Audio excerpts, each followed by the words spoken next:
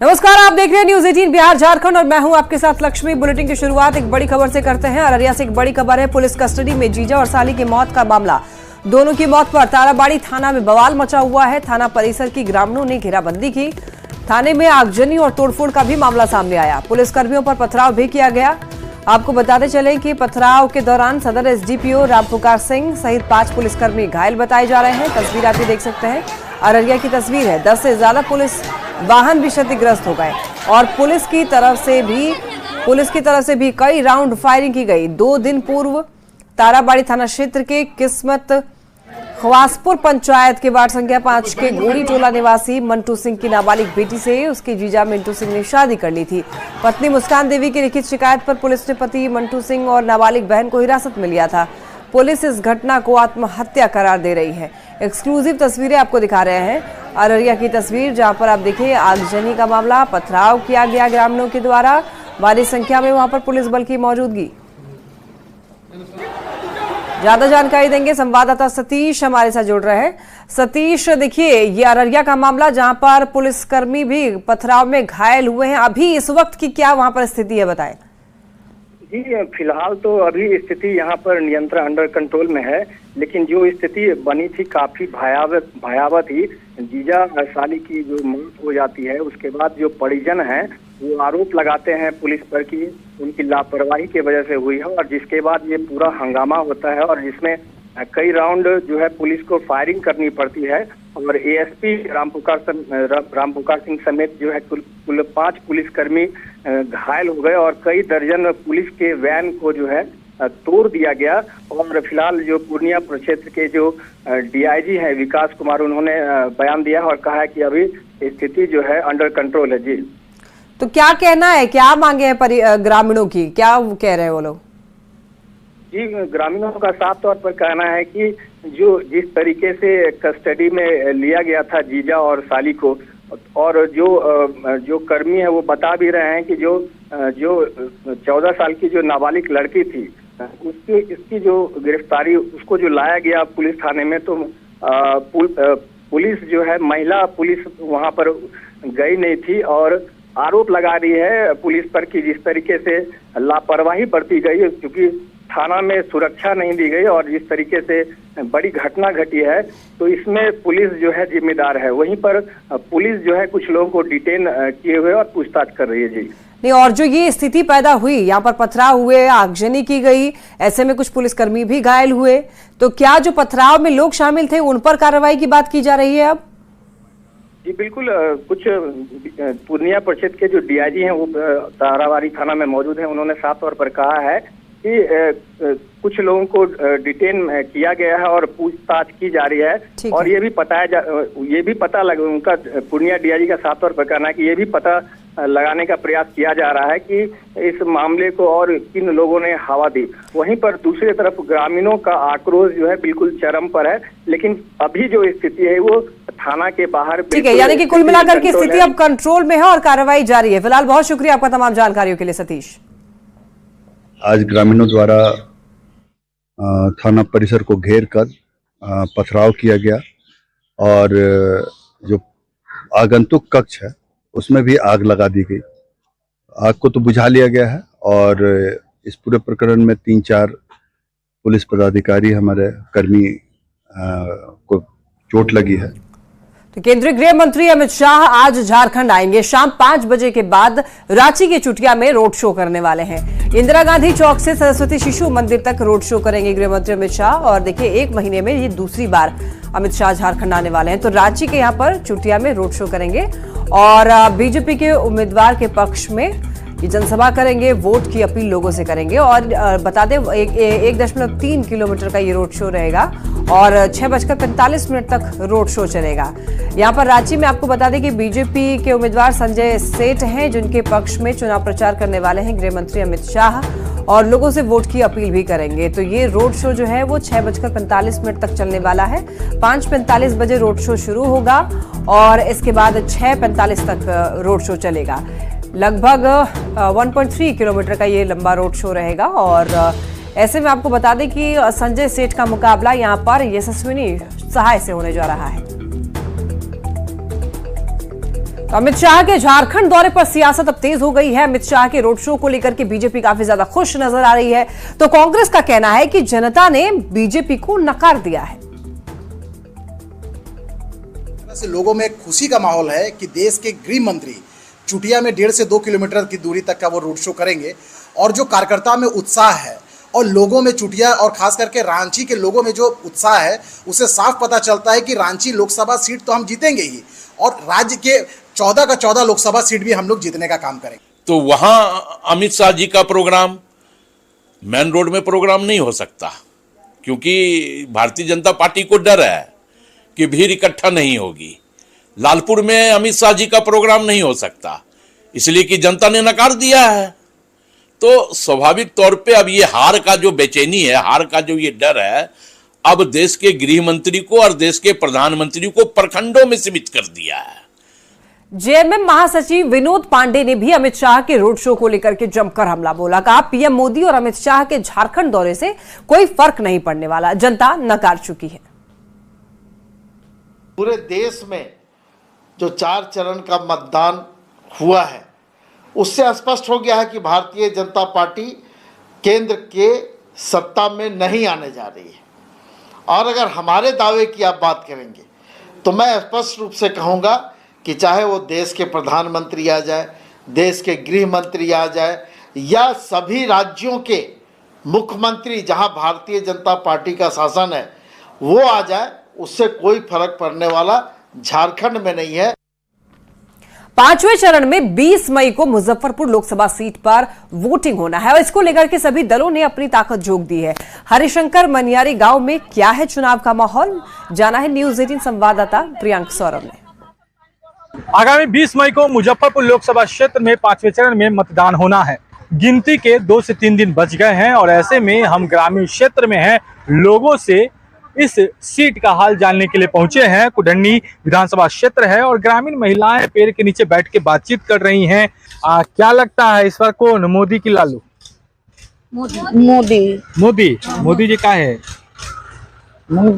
देखलखिन सबके मते गरीब अमीर सबके राशन जेना भेलै, पैसा कौड़ी दुनिया संसार देखलक। पहले एने लगा एने मारपीट एने छीन बरहिया, अखनी शांत है, सब शांत है। हाँ, शांत। हमरा सके 50 रुपया अच्छी मिले इंदिरा आवास, ओसे घर बनते 50,000 से 25,000 से ओहो न मिले, हुजूर लगैली है तो राशन बढ़ा दथिन, वृद्धा पेंशन बढ़ा दथिन, पैखाना के पैसा दथिन, हुनके पड़ते हिनकर कमल छाप। हाँ। मोदी जी के जीता। मोदी जी कहला बहुत कलथिन, कथी कह देलन, कुछ न कलते, महंगाई रही से कुछ कलथिन ना। महंगाई कम है अभी? हाँ, कम है। पहले ज्यादा रहे? हाँ, ज्यादा है। राशन जो मिल रहे से बहुत गरीब के राहत हो गई। महीना दिन चल जाए। इस बार आप लोग के मन में क्या चल रहा है, मोदी जी चल रहे हैं कि लालू यादव? ना मोदी जी। हाँ, लालू जी के बेटा जो है तेजस्वी घूम रहे हैं, खूब हेलीकॉप्टर से होता आ रहे हैं, उसको से कोई मतलब नहीं। तमाम जो बुजुर्ग महिलाएं या फिर ग्रामीण क्षेत्र की महिलाएं हैं उन्होंने अपनी बातें बताई हैं। खासकर जो मुद्दा है ग्रामीण क्षेत्र में सबसे महत्वपूर्ण मुद्दा बन गया है कि जो केंद्र सरकार फिलहाल गरीबों को फ्री में अनाज दे रही है, यह मुद्दा इन लोगों के मन में बैठा हुआ है। मुजफ्फरपुर से न्यूज 18 के लिए प्रियांक सौरभ। पटना साहिब और पाटलिपुत्र लोकसभा सीट पर चुनाव को लेकर जिला प्रशासन की भी पैनी नजर है और जिले में कई कंट्रोल रूम काम कर रहा है। डीआरसीसी कार्यालय में शिकायत कोषांग का गठन हुआ, जिसमें चुनाव में शराब का इस्तेमाल, पैसे का वितरण, फेक न्यूज, प्रलोभन, दंगा या किसी प्रकार की शिकायत मिलने पर तुरंत कार्रवाई की जाएगी। इसको लेकर जिला प्रशासन ने टोल फ्री नंबर भी जारी किया है। टोल फ्री नंबर है 1950। डीआरसीसी कंट्रोल रूम का जायजा लिया न्यूज 18 संवाददाता रजनीश कुमार। लोकसभा चुनाव को लेकर पटना जिले में अलग अलग कई कोषांग काम कर रहा है, जिसमें डीआरसीसी कार्यालय में भी कोषांग जो है 24/7 काम कर रहा है। यानी किसी प्रकार की शिकायत को लेकर अगर वोटर्स चाहेंगे तो सीधे संपर्क कर सकते हैं। इसके साथ साथ जो मतदाता सूची में नाम जुड़वाने या वोट गिराने में कौन कौन सा डॉक्यूमेंट्स काम करेगा, इसको लेकर भी एक तरह से जानकारी प्राप्त कर सकते हैं। तो यहाँ के जो तमाम अधिकारी हैं या कर्मी हैं वो काउंसलर की भी भूमिका निभाते हैं। इसके साथ साथ निगरानी की टीम हो या फिर जो उड़न दस्ता है उसको यहाँ से मूव कराया जाता है। तो देख सकते हैं किस प्रकार से ये कोषांग काम कर रहा है। यानी जो मतदाता हेल्पलाइन कोषांग है उसके लिए एक टोल फ्री नंबर भी यहाँ पर जारी किया गया है। कोषांग हमारा बहुत कारगर है और यह आचार संहिता के बाद से 3 शिफ्ट में चल रहा है और हर शिफ्ट में हम 8 हंटिंग लाइन टोटल हैं। हर शिफ्ट में हम लोग ने 13 कर्मी दिए हुए हैं, रात में भी लोग हैं, कर्मी हैं। और जो भी व्यक्ति हैं जिनको अपने जो भी है मतदाता सूची से संबंधित कोई भी जानकारी चाहिए तो वो यहाँ पे फ़ोन करते हैं टोल फ्री नंबर पे। हम उन्हें अच्छे तरह से पूरी जानकारी देते हैं और जैसे किसी को अपना मतदान संख्या जानना है, उसमें क्या क्रमांक संख्या है, तो उनकी एपिक नंबर से हम उनको इसकी पूरी जानकारी देते हैं। आचार संहिता लागू होने तक चुनाव तक जो है ये पूरा कंट्रोल रूम जो है काम करेगा। इसी प्रकार से जिलाधिकारी कार्यालय में कंट्रोल रूम काम कर रहा है और डीआरसीसी कार्यालय जानकारी हमने आपको दे दी। किसी प्रकार की अगर शिकायत करनी हो या किसी प्रकार की गड़बड़ी की जानकारी हो तो तुरंत आप जो है 1950 पर संपर्क कर सकते हैं। अधिकारी तुरंत यहां से मूव करेंगे। इसके साथ साथ आपके शिकायत पर एक्शन भी लिया जाएगा। कैमरामैन अमित के साथ रजनीश कुमार, न्यूज़ 18 पटना। और इस बीच हेमंत सोरेन से जुड़ी हुई एक बड़ी खबर सामने आ रही है। अंतरिम जमानत पर सुनवाई, सुप्रीम कोर्ट में इस मामले में सुनवाई टल गई। मंगलवार को सुप्रीम कोर्ट में अब सुनवाई होगी इस मामले में। तो हेमंत की जमानत पर सुनवाई टल गई है, ये बड़ी खबर है। ईडी को सोमवार तक अंतरिम जमानत पर जवाब देना होगा। चुनाव प्रचार के लिए हेमंत सोरेन ने जमानत मांगी थी। अंतरिम जमानत, आपको ये बता दें कि अरविंद केजरीवाल के ग्राउंड पर जमानत मांगी गई। हालांकि कहा यह जा रहा है कि कई चीजें अरविंद केजरीवाल की अलग है हेमंत सोरेन से, इसी वजह से सुनवाई में भी देरी हो रही है। सुनवाई टल गई है। फिलहाल सुप्रीम कोर्ट में इस मामले को लेकर सुनवाई टली है। मंगलवार को सुप्रीम कोर्ट में अब इस मामले को लेकर के सुनवाई होगी। तो ये बड़ी खबर, हेमंत सोरेन की अंतरिम जमानत पर सुनवाई टल गई है। और ज्यादा जानकारी देने के लिए संवाददाता सुशील पांडे हमारे साथ जुड़ रहे हैं। सुशील, देखिए हेमंत सोरेन की अंतरिम जमानत पर सुनवाई टल गई है, इसको लेकर क्या कुछ अपडेट मिल रहा है? जी देखिए, साफ तौर से हेमंत सोरेन की तरफ से चुनाव प्रचार के लिए अंतरिम जमानत की मांग की गई थी, लेकिन फिलहाल आज उन्हें कोर्ट से राहत नहीं मिली है। लेकिन इस पूरे मामले में सुप्रीम कोर्ट ने ईडी के वकील से उनकी अंतरिम जमानत पर जवाब मांगा है। सोमवार तक जो ईडी के वकील है वो सुप्रीम कोर्ट में अपना जवाब दाखिल करेंगे। उसके बाद मंगलवार को हेमंत सोरेन की अंतरिम जमानत याचिका पर सुनवाई किया जाएगा और मंगलवार को यह तय किया जाएगा सुप्रीम कोर्ट के द्वारा कि चुनाव प्रचार के लिए झारखंड के पूर्व सीएम हेमंत सोरेन को जमानत दी जाए या न दी जाए। तो निश्चित रूप से हेमंत सोरेन के लिए एक बड़ी कहीं न कहीं खबर होगी मंगलवार को, क्योंकि निश्चित रूप से आज इस तरह की बात सुप्रीम कोर्ट में हुई जिसमें कपिल सिब्बल की तरफ से कहा गया कि जो आरोप ईडी के द्वारा जमीन आवंटन के मामले में लगाया गया है वो निराधार है, उनके पास कोई पर्याप्त सबूत नहीं है और उन्होंने ऐसा कोई भी तथ्य कोर्ट के समक्ष नहीं रखा जिससे यह माना जाए कि पर्याप्त सबूत ईडी के पास इस मामले में है। अब ऐसे में ये देखना होगा कि जब मंगलवार को सुनवाई सुप्रीम कोर्ट करेगा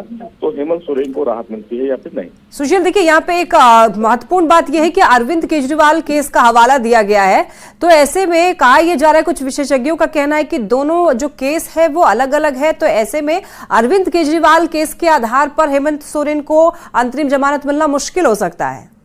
जी देखिए, हेमंत सोरेन और अरविंद केजरीवाल की अगर केस की बात करें तो अरविंद केजरीवाल सिटिंग सीएम थे, उन्होंने अपने पद से इस्तीफा नहीं दिया था, वो एक संवैधानिक पद पर बने हुए थे और दिल्ली में चुनाव था, अपने पार्टी के राष्ट्रीय संयोजक रह चुके हैं। क्योंकि हेमंत सोरेन ने अपने पद से इस्तीफा दे दिया है, वो पूर्व सीएम है, तो इन तथ्यों को अगर देखा जाए तो निश्चित रूप से इस पूरे मामले में दोनों केस अलग है। लेकिन चुनाव प्रचार के लिए हेमंत सोरेन जो जमानत मांग रहे हैं उसमें सीधे तौर पर यह कहा जा रहा है कि वो पार्टी के नेता हैं, संयोजक भी रह चुके हैं, लिहाजा उनकी जिम्मेदारी बनती है कि वो एक राज्य के मुख्यमंत्री रह चुके हैं, लिहाजा उनकी ये जिम्मेदारी बनती है कि चुनाव को लेकर वो प्रचार प्रसार करें। और निश्चित रूप से केजरीवाल की केस का उदाहरण इस पूरे मामले में जरूर दिया जा रहा है, क्योंकि साफ तौर से अरविंद केजरीवाल को भी चुनाव प्रचार के लिए जमानत दिया गया है। तो इसमें कोई दो राय नहीं है कि इस पूरे मामले में उनके केस को इसके साथ एड ऑन न किया जाए। लेकिन ये तथ्य कहीं ना कहीं सीधे तौर पर इस और भी अंदेशा दिखाता है कि जो सबूत की बात बार बार कपिल सिब्बल कह रहे हैं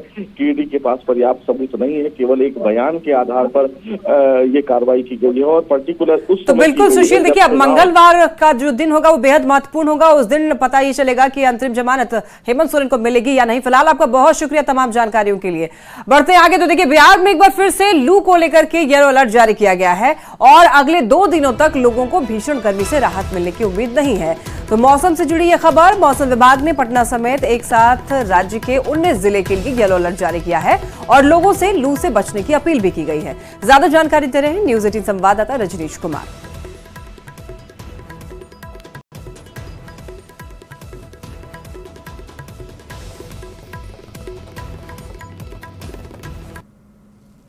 भीषण गर्मी और हीट वेव से अगले 48 घंटे तक राहत मिलने की संभावना नहीं है।